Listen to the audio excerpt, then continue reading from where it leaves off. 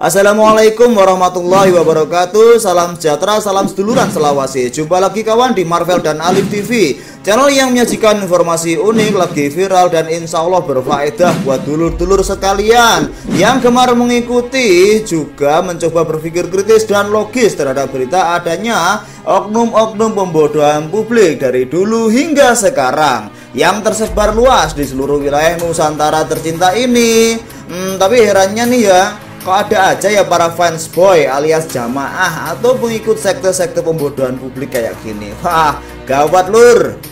Kalau zaman dulu kita mengenal pembodohan publik dengan adanya Lia Eden yang mengaku nabi baru titisan malaikat Jibril, Ahmad Musadek nabi baru Gavatar dengan kasus penistaan agama, Dimas Kanjeng taat pribadi dengan kasus penipuan investasi bodong berkedok Raja Nusantara, dan yang terbaru ini adalah Mbak Cece alias Cynthia Chandranaya dengan dugaan kasus eksploitasi silat Nusantara yang pada akhirnya membuat geram para pendekar silat Nusantara dan fighter MMA dalam naungan gerakan nasional bela diri bersatu. Nama kasusnya adalah pembodohan publik. Kebalikan dari pembodohan publik adalah pencerahan publik, seperti yin dan yang, dimana ada keburukan di situ ada kebaikan. Begitu pula sebaliknya. Nah, dari kasus pembodohan publik Mbak CC alias Cynthia Chandranaya beserta tim Harimau Utaranya ini, sebenarnya kita bisa mengambil 5 hal atau 5 sisi positif yang pastinya muncul dari kasus itu. Yang pertama, yaitu menjadi pribadi yang tidak mudah dibodoh-bodohi. Masyarakat awam yang tidak mengerti dan belum pernah belajar ilmu editing video, yang dulunya percaya begitu saja atau sebenarnya sih ragu, namun tidak bisa mengobati keraguan atas keaslian video Cynthia, tidak mampu membuktikan bahwa itu adalah aksi-aksi luar biasa namun palsu karena tidak tahu caranya. Setelah kasus ini booming dan mendapatkan pencerahan publik dari para editor Indonesia, pada akhirnya menjadi mengetahui, minimal mendapatkan informasi tentang adanya ilmu editing, baik contoh video dan proses pengeditan serta jenis software yang digunakan dalam proses pengeditannya. Nomor 2, semangat belajar ilmu editing video. Adanya kasus pembodohan publik, klaim keaslian video editan Cynthia Chandranaya dan tim Harimau Utara yang sudah dibongkar dan dijelaskan secara rinci proses editingnya oleh beberapa kreator konten tutorial editing dan editor-editor berkelas di Indonesia, memberikan semangat kepada para konten kreator baru yang lainnya untuk belajar ilmu editing lebih jauh lagi. Gak hanya bertanya, ini pakai software apa sih? Kayak yang biasanya terjadi di kolom komentar. Tapi langsung download software, langsung praktek trik cut edit menggunakan masking layer dan sebagainya. Dan semangat untuk belajar lebih baik lagi, lebih halus lagi, trik-trik editing yang lainnya. Nomor 3, motivasi para fighter dan pesilat asli dan berprestasi. Cynthia Chandranaya, Master Agus, dan tim Harimau Utara adalah pendekar dan perguruan palsu. Dibilang palsu karena perguruan silat ini tidak pernah ada penambahan murid baru. Hanya itu-itu saja orangnya. Ya, cuma timnya saja.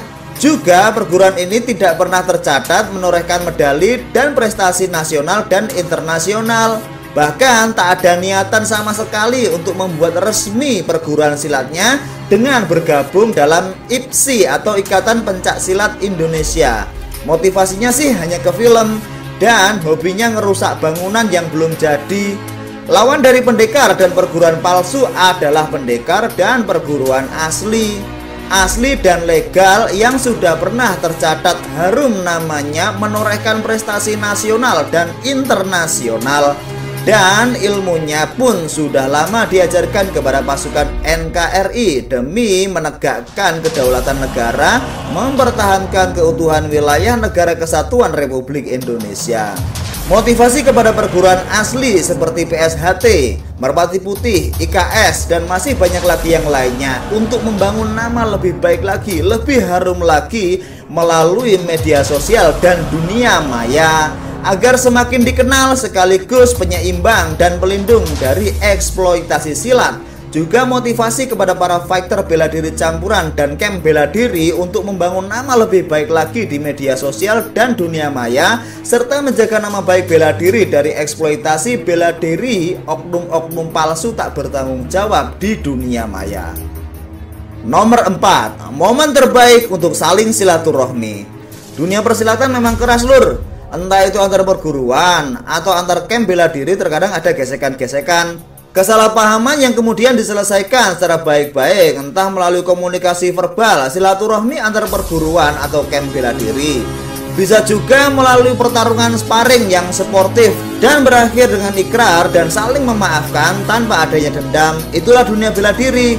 Dalam hal munculnya pembodohan publik dan eksploitasi silat ini ternyata membawa berkah, di mana banyak perguruan silat di bawah naungan IPSI dan camp-camp bela diri di bawah naungan KOBI dan KONI akhirnya bisa saling silaturahmi, kompak, menyamakan ide, persepsi, dan gagasan untuk kemudian menjadi gerakan nasional yang diberi nama dan tagar Bela Diri Bersatu. Nomor 5, momen pansos YouTuber kecil. Kita harus jujur, adanya kasus pembodohan publik ini adalah momen yang tepat untuk pansos. Jika ada komentar anonimus atau komentar yang nggak jelas ya, jelunturungannya orangnya siapa, tersembunyi gitu ya, yang mengolok-olok atau ngata-ngatain kita jelek karena pansos, dia kita cuekin saja. Iktikadnya itu sudah nggak baik, mengolok-olok tapi nggak berani menampilkan wajah atau profil asli, pakai akun anonymous yang kosong dan palsu, istilahnya wani silit wedirai. Ngomong-ngomong masalah pansos, kita mesti ingat bahwa Cynthia Chandranaya dulunya juga pernah pansos kepada pesulap merah dan pansos di silat Nusantara. Cynthia Chandranaya pada waktu itu dengan mengatasnamakan silat Nusantara melakukan fitnah keji kepada pesulap merah, yang padahal dalam kontennya membahas tentang baja dragon dan fokus pada dunia perdukunan, bukan dunia silat. Aslinya sih si Cece ini nggak nyambung banget dalam masalah ini.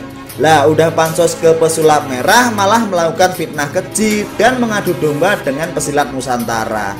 Selanjutnya selain pesulap merah, dia juga pernah pansos ke Denny Aprisani, atlet pencak silat nasional dari PSHT, dan berujung kepada video yang menyentil bahwa tendangan Denny Aprisani tidak ada apa-apanya dengan tendangan Master Agus 200 dalam sebuah videonya. Selain Denny Aprisani dan pesulap merah, dia juga pernah pansos lagi kepada Benny Yosa yang juga merupakan atlet pencak silat nasional dari PSHT. Dan kemudian berujung lagi kepada video editan yang mempercepat gerakan tendangan CC dan memperbesar volume benturan ke tiang menyangga yang membuat Benny Yosa merasa sakit hati, dicurangi dan dipencundangi akibat video editan tersebut.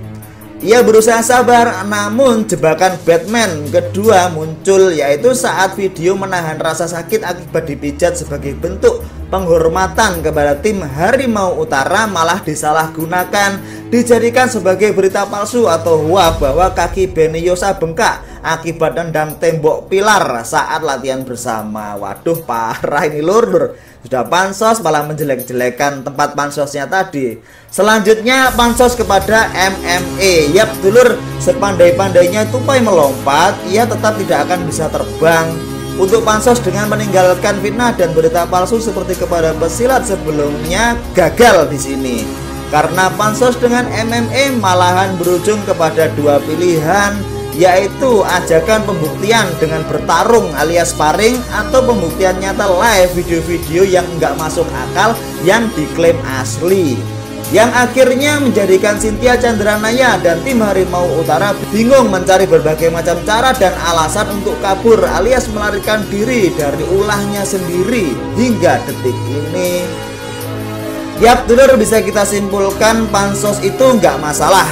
CC juga pansos kok dulunya. Memang banyak yang memanfaatkan momen ini untuk pansos, seperti channel saya ini. Ada juga yang melakukan pencerahan publik dari kasus pembodohan publik Cynthia Chandranaya ini. Ya, karena gerakan bela diri bersatu adalah gerakan nasional, maka bisa kita lihat sendirilah. Mereka yang pansos di jalur bela diri bersatu, mereka itu berani menampakkan wajahnya alias akun asli, bukan akun anonimus. Sedangkan mereka yang pansos membela Cynthia Chandranaya hampir kebanyakan adalah akun fake, palsu dan anonimus atau tersembunyi, alias tidak berani menampakkan wajahnya, kecuali 2 orang, yaitu Peter Pan Junior dan Koh Ahong. Koh Ahong mungkin khilaf ini. Dan dari situ sudah bisa disimpulkan bahwa pansos nggak masalah, dan kebijakan kita sendiri milih untuk pansos berada di jalur mana. Jalur bela diri bersatu yang legal di bawah lindungan Kobi, KONI, dan IPSI, ataukah jalurnya Harimau Utara. Ingat ya dulur-dulur, yang tidak disukai itu adalah perbuatannya, bukan orangnya. Indonesia sudah dijajah oleh Belanda sejak 350 tahun lamanya. Masyarakat Indonesia telah mengalami pembodohan publik selama 350 tahun lamanya.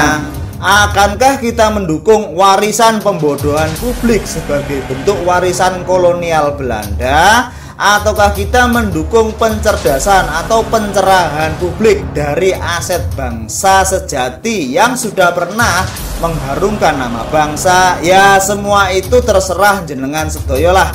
Karena saya yakin bahwasanya watuk beda dengan watak. Watuk atau batuk diobati sembuh. Kalau watak, apalagi watak pembohong, itu enggak ada obatnya ya. Oke, sekian dulur 5 hal positif kasus pembodohan publik Cynthia Chandranaya kali ini. Jangan lupa subscribe jika suka, berikan komentar dan kritikan yang membangun serta positif, serta like-nya. Terima kasih. Mohon maaf jika ada kesalahan. Salam sejahtera, salam seduluran selawasi. Wassalamualaikum warahmatullahi wabarakatuh.